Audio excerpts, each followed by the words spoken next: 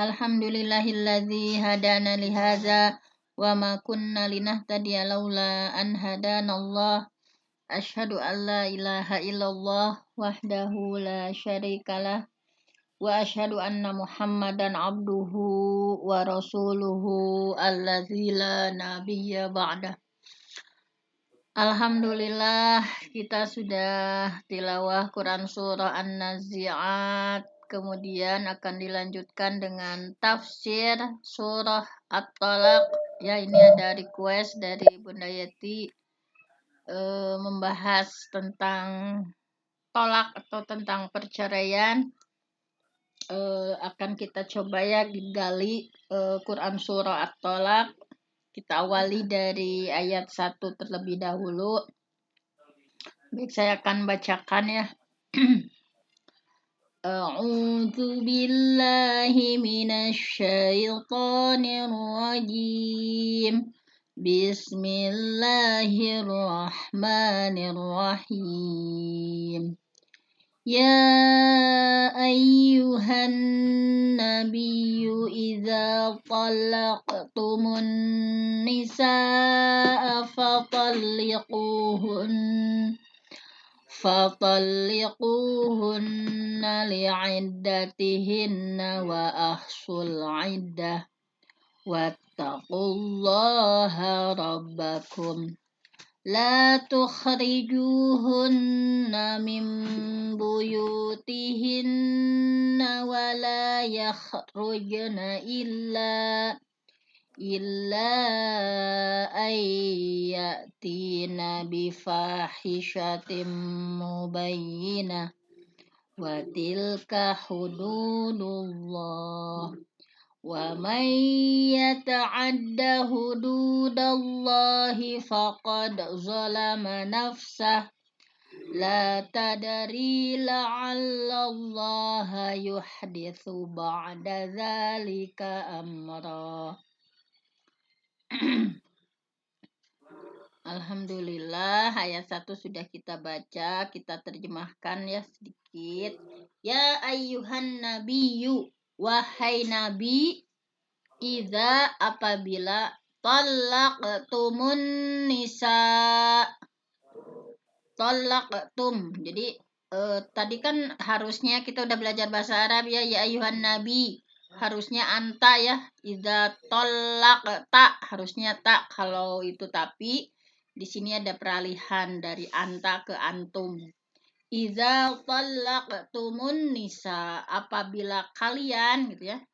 Kalian ini juga kepada para sahabat, apabila kalian menceraikan an-nisa perempuan, fatalliquhunna, maka hendaklah menceraikan mereka ya para istri li'iddatihinna, pada waktu iddah, pada waktu mereka mendapatkan iddah.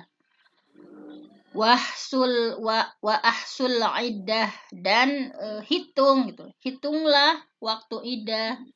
Wattaqullah, dan bertakwalah kepada Allah, rabbakum, Tuhan kalian. La tukhrijuhunna, nah ini, janganlah kamu keluarkan.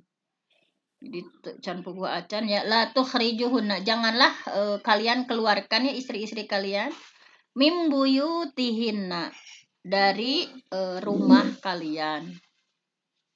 Jadi dalam masa iddah itu ketika bercerai tidak boleh dikeluarkan dulu dari rumah ya. Wala yakhrujna illa ayyatina bifahishatin mubayyinah. Dan janganlah mereka diizinkan keluar.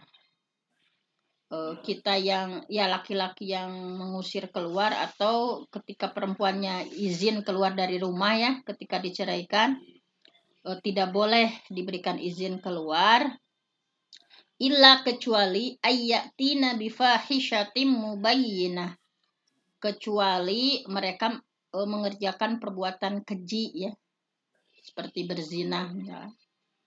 Mubayyinah, yang sudah jelas. Wa tilka hududullah, itu adalah hukum-hukum Allah Wa may yata'adda hududallah, barang siapa yang melanggar hukum-hukum Allah, faqad zalama nafsah, maka ia sudah zalim terhadap dirinya sendiri. La tadri, ya, kamu tidak tahu. La'allallah yuhditsu ba'da dzalika amra. Barangkali Allah mengadakan gitu ya, mengadakan yuhditsu, mengadakan sesuatu yang baru gitu ya. Ba'da dzalik, setelah itu. Jadi bisa aja misalkan dalam prosesi perceraian itu ya, ketika menceraikan jangan langsung dikeluarkan dari rumah istrinya, ya biasanya sok diantarkan ke orang tua misalkan, atau istrinya sendiri yang ingin keluar dari rumah, nggak boleh. La'allallah yuhditsu ba'da dzalika amra. Barangkali Allah akan mengadakan suasana baru gitu ya. Jadi ketika di rumah mah ada perbaikan-perbaikan sehingga boleh jadi nantinya rujuk misalnya. Baik, kita tafsirkan dari satu kata per kata dulu ya, per kalimat.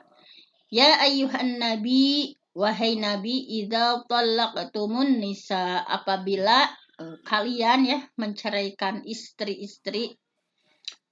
Nah, di sini kan bahwa wahai nabi gitu ya, asalnya itu wahai nabi. Tadi idza talaqta, kalau hanya kepada nabi kan sebenarnya harusnya idza talaqta ya, tapi sekarang jadi tum. Jadi ada perubahan kata ganti yang anta gitu ya, seharusnya tapi jadi antum. Ini ada penafsirannya gitu. Kenapa dirubah dari anta ke antum? Sebagian ulama berpendapat bahwa ini menunjukkan bahwa dalil ini hukum asalnya ditujukan kepada Nabi. Hukum asal ditujukan kepada Nabi, tetapi berlaku untuk umatnya. Kenapa jadi antum? Berlaku untuk umatnya. Karena kan Nabi itu adalah uswah, teladan kita gitu ya. Seperti dalam surah Al-Ahzab, laqad kana lakum fi Rasulillah uswatun hasanah. Sungguh ada pada diri Rasulullah itu adalah teladan yang baik. Jadi walaupun misalkan ditujukan kepada Nabi, tapi berlaku untuk umat karena Nabi adalah teladan. Maka hukum asal apapun yang dilakukan dan diperintahkan kepada Nabi berlaku untuk kita ya, umat Islam semuanya, kecuali ada dalil yang menunjukkan bahwa itu mah khusus bagi Nabi. Kayak sholat tahajud kan buat Nabi mah wajib, untuk kita mah sunnah misalkan, seperti itu. Nah, sebagian ulama yang lain berpendapat bahwa kenapa gitu ya, dari anta kok dirubah ke antum. Sebagian ulama berpendapat, ini pendapat yang lain, bahwa memang asalnya tentang cerai ini berkaitan dengan keumuman umat Islam ya, orang umat muslimin. Adapun kenapa Allah gitu ya membuka surah At-Tolak dengan memanggil nama Nabi gitu ya, ayyuhan nabi, wahai nabi, bukan ya ayyuhalladzina amanu, bukan untuk orang yang beriman. Kenapa gitu? Ini pendapat ulama nih. Kenapa Allah ketika mengawali surah At-Tolak, ya ayyuhan nabi, wahai nabi, tidak ya ayyuhalladzina amanu, tidak wahai orang beriman. Nah, ini menunjukkan bahwa tentang tolak ini, tentang cerai ini adalah masalah yang besar gitu. Jangan dipandang sebelah mata. Karena yang diajak berbicara pertama kalinya adalah Rasulullah. Ini menunjukkan bahwa ini adalah perkara yang serius gitu. Betapa banyak orang yang cerai itu tidak sesuai sunnah, Nah, ini dalam Quran surah At-Tolak itu akan dibahas tolak yang menceraikan sesuai sunnah itu seperti apa. Banyak yang melanggar aturan-aturan Allah, sehingga Allah tidak memberikan solusi untuk orang-orang seperti itu. Kemudian ayat selanjutnya adalah idza talaqtumun nisa fatalliquhunna li'iddatihinna.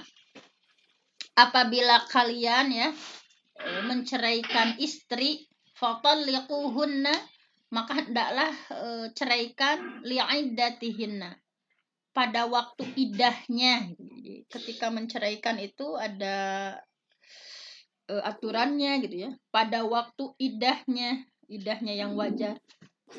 Jadi yang dimaksud dengan menceraikan pada waktu idah itu adalah menceraikan dengan tolak sunni gitu ya. Ada istilah kan ada di tolak itu pembagiannya banyak, misalkan tolak atau cerai berdasarkan waktu ini, berdasarkan waktu waktu menjatuhkannya itu. Tolak itu ada dua, ada tolak sunnah ya, atau yang kedua adalah tolak bid'ah. Tolak sunni dan bid'i gitu ya, udah sangat terkenal.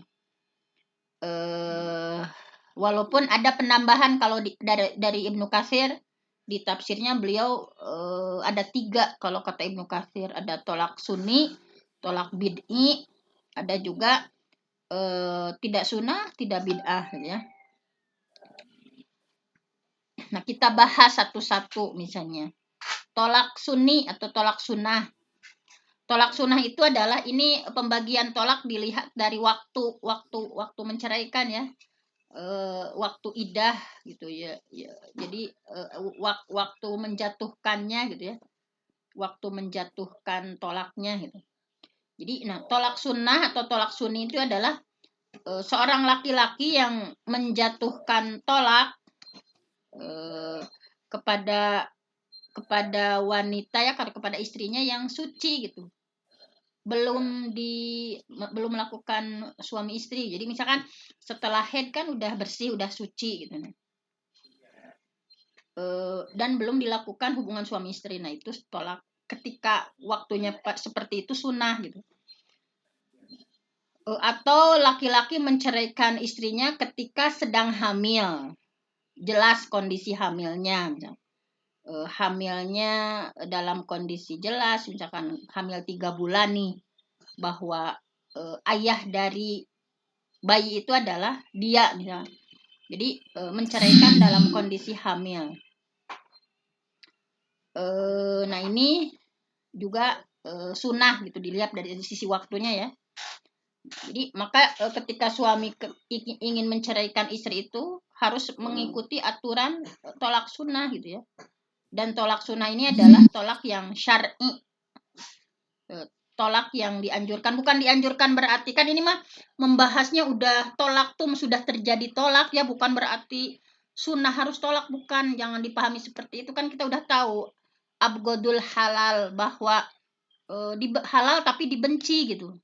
Halal boleh tapi dibenci. Tetapi ini mah kan dalam kajian kita itu tolak ketum, jadi sudah terjadi perceraiannya, emang udah terjadi gitu. Jadi bukan berarti tolak disunahkan, tapi ketika seorang suami menceraikan istri dalam kondisi suci ya, misalnya setelah head, suci, belum berhubungan suami istri, jelas di rahimnya tidak ada benih gitu ya. Kemudian tadi istri dalam keadaan hamil, jelas siapa ayah dalam rahimnya. Nah itu termasuk kategori tolak sunnah syar'i, sesuai syar'i. Kemudian yang kedua adalah ada tolak bid'i, tolak bid'ah. Adapun tolak bid'ah itu adalah ya yang kebalikan dari sunnahnya, tolak sunnahnya. Maksud lapad bid'ah di sini adalah haram. Jadi intinya mah nu tadi mah boleh ya sunnah, yang ini mah haram intinya kalau mau ditegeskan gitu ya. Jadi tolak bid'ah itu maksudnya adalah talak yang haram nih, ini masuknya ke haram. Misalnya langsung talak 3 misalnya, langsung menalak 3. Saya ceraikan kamu, talak 3 misalkan ya. Nah, itu masuknya tolak yang bid'ah, yang haram, yang bid'i gitu ya. Atau misalnya posisinya itu waktunya itu menceraikan udah suci, misalnya udah head ya, head kemudian udah suci, terus berhubungan suami istri, diceraikan, nah itu masuknya haram kan.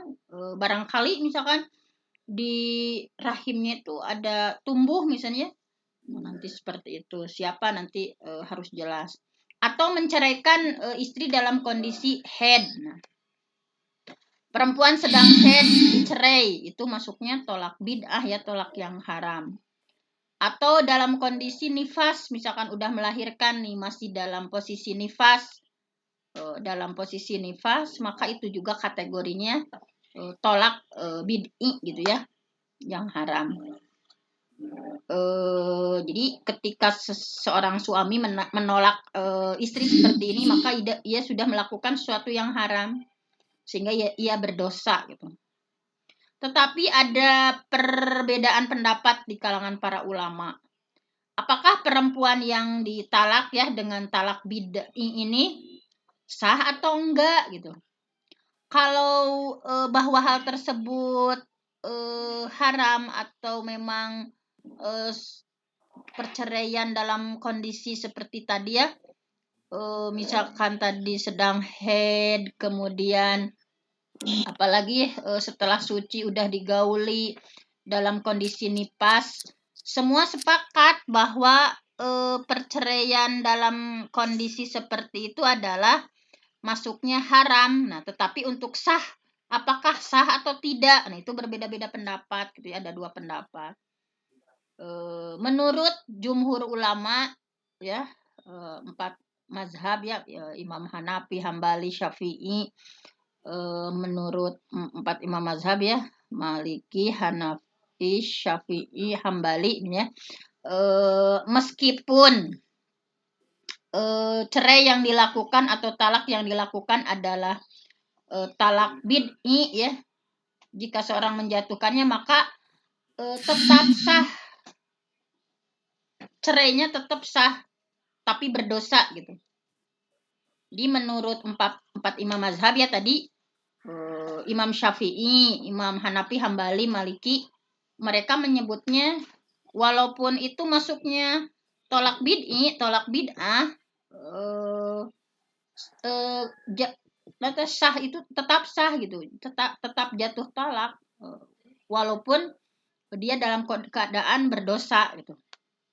Itu pendapat imam mazhab. Tetapi ada sebagian ulama, misalnya seperti Ibnu Taimiyah ya, Ibnu Qayyim misalkan, juga dianggap kuat ya oleh para ulama Lajnah Daimah, menyebutkan bahwa tolak bid'i itu tidak sah gitu ya. Ketika seorang laki-laki menceraikan istrinya dalam kondisi sedang haid, atau tadi ya sedang nifas, atau sedang suci, setelah haid suci dan pernah digauli gitu ya, pernah melakukan hubungan suami istri. Nah, itu kalau menurut Ibnu Taimiyah dan Ibnu Qayyim maka tidak sah, itu tidak sah karena kan termasuk talak yang haram dan Allah tidak menerima perceraian atau tolak yang haram. Tapi bagi kita ya yang awam, kita misalnya, intinya adalah sah atau tidaknya tolak tersebut dilakukan selama seseorang menceraikan istrinya dengan tolak bid'ah, maka itu adalah berdosa. Nggak boleh dilakukan, intinya seperti itu saja. Yang ketiga nih pendapat ulama, ada pembagian cerai tolak dilihat dari sisi waktu. Tidak sunni, tidak bid'i, tidak sunnah, tidak bid'ah. Yang termasuk dalam tolak yang tidak sunnah dan tidak bid'ah itu adalah menceraikan istri yang sudah masuk menopause. Jadi udah menceraikan istri yang udah masuk menopause, atau istri yang belum haid. Istri yang belum haid, atau istri yang belum digauli. Nah, itu. Nah, intinya maka ketika seorang suami menjatuhkan cerai ya kepada istrinya, harus dilihat waktunya, waktu iddahnya. Tadi ya dalam ayat tersebut seperti dalam tolak sunnah tadi. Dan ini merupakan dalil bahwa ketika seseorang marah, misalnya suami marah pada istrinya, nggak boleh misalkan langsung ceraikan misalnya, harus melihat dulu, harus mempelajari dulu apakah dia itu menceraikannya itu termasuk sunnah atau bid'ah gitu ya, masuk tolak sunni atau bid'i. Ada bukti itu Misalnya ya. kalau sekiranya misalkan istrinya sedang head, misalnya istrinya sedang head atau istrinya dalam masa nifas, maka tidak boleh menjatuhkan cerai, harus menunggu sampai suci gitu ya. Ketika istrinya head nggak boleh diceraikan, kalau udah suci, nah baru boleh. Misalkan nifas ya harus ditunggu dulu sampai suci, nah baru boleh.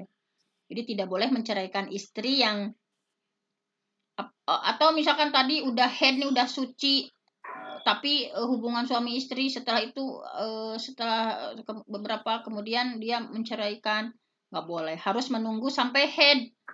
Jadi posisi misalkannya tadi udah head suci, kemudian udah berhubungan suami istri, harus menunggu sampai head dan suci berikutnya gitu. Ketika ingin menceraikan itu, ketika ingin bercerai harus menunggu head dan suci di head berikutnya gitu, ketika ingin menjatuhkan cerai. Kalau nekat, misalnya suami istri nekat cerai dalam kondisi tersebut, maka hukumnya adalah haram dan dia berdosa. Walaupun tadi sah tidaknya itu ada perbedaan pendapat di kalangan ulama. Nah, kemudian ini di menit-menit terakhir ya, ini sebetulnya masih panjang, cuman kita udah itu. Nah, ini penggalan ayat tadi menjelaskan bahwa bercerai itu adalah sesuatu yang halal gitu. Nah, kita lihat ya, kenapa cerai itu disyariatkan gitu. Ada tolak itu disyariatkan. Karena ini adalah untuk sesuatu yang tidak ada solusinya misalnya. Dalam rumah tangga tersebut tidak ada solusi lain kecuali memang harus bercerai. Sehingga cerai itu disyariatkan untuk menghilangkan madorot, menghilangkan kesusahan gitu ya. Misalnya suami istri yang sudah tidak cocok misalnya, baik itu suaminya yang menyimpang atau istrinya yang menyimpang misalnya, dan bisa jadi ketika pernikahan itu terus dipertahankan akan mendatangkan madorot yang lebih besar dan harus dijalani bertahun-tahun gitu. Oleh karena itu kan syariat ya, kenapa bercerai atau tolak itu disyariatkan. Nah, ini memberikan solusi gitu. Dengan talak itu solusi untuk menghilangkan madorot.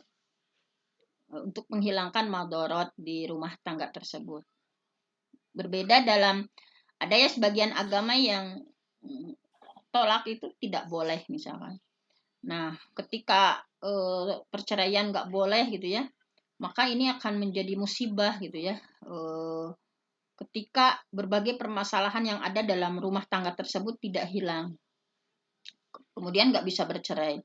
Oleh karena itu, tolak itu ya disyariatkan sebagai rahmat gitu. Ini kasih sayang Allah untuk hamba-hamba Allah. Karena kan tidak ada seorang pun yang tahu bagaimana takdirnya dalam berumah tangga. Bisa jadi seseorang menikah ya, kemudian timbul berbagai permasalahan yang tidak bisa diselesaikan. Kalau rumah tangga pasti ada permasalahan. Ini mah yang rumah tangga yang tidak bisa diselesaikan kecuali dengan bercerai. Maka bercerai ini adalah menjadi rahmat bagi mereka yang untuk menghilangkan madorot. Tentunya tolak itu adalah solusi terakhir. Tadi kan saya sudah bilang abgodul halal, yang abgod Allah membenci gitu ya, paling dibenci, tapi halal. Tentunya ini adalah solusi terakhir. Sebagaimana pepatah Arab gitu ya. Jadi udah ditempuh berbagai hal, ya islah, sewa islah gitu. Tentunya ini adalah solusi terakhir. Kalau dalam pepatah Arab gini ada akhirud dawa'i al-kai. Solusi terakhir dari berobat adalah dengan kai. Jadi seperti itu. Intinya di jam 6 ini terakhir ya, tujuan disyariatkannya tolak adalah menghilangkan madorot. Maka cerai juga tidak boleh menimbulkan madorot. Kan cerai itu menghilangkan madorot. Sehingga praktek cerai juga nggak boleh, nanti malah menimbulkan madorot. Oleh karena itu tidak boleh seseorang menjatuhkan cerai, misalkan balas dendam nih sama istri, atau istri minta cerai sama suami ingin balas dendam misalkan. Tidak boleh. Allah Maha tahu tujuan dan niat seseorang. Kemudian ayat ini menjelaskan tentang iddah gitu ya. Kapan waktu untuk menceraikan perempuan-perempuan yang sudah digauli. Adapun kalau perempuan yang belum digauli, maka seorang suami boleh menceraikannya kapan saja karena tidak ada masa iddah bagi istri yang belum digauli. Seperti dalam Quran surah Al-Ahzab ya, menutup perjumpaan kita kali ini. Ya ayyuhalladzina amanu, wahai orang yang beriman, idza nakahtumul mu'minat, apabila kalian menikahi perempuan mukmin, tsumma talaqtumuhunna, kemudian menceraikan mereka, min qabli an tamassuhunna, sebelum menggauli mencampuri, fama lakum alaihinna min iddah, maka tidak ada masa iddah untuk mereka, tak taduna yang harus kalian hitung. Nah, mungkin baru 2 kalimat karena ini panjang sekali pembahasannya, kita akan lanjutkan besok. Wa ahsul iddah, bagaimana menghitung iddah. Besok akan kita lanjutkan di potongan ayat berikutnya, masih di ayat pertama ya, baru 2 kalimat yang kita bahas. Wa ahsul iddah, perintah Allah, hitung masa iddah. Nah, besok.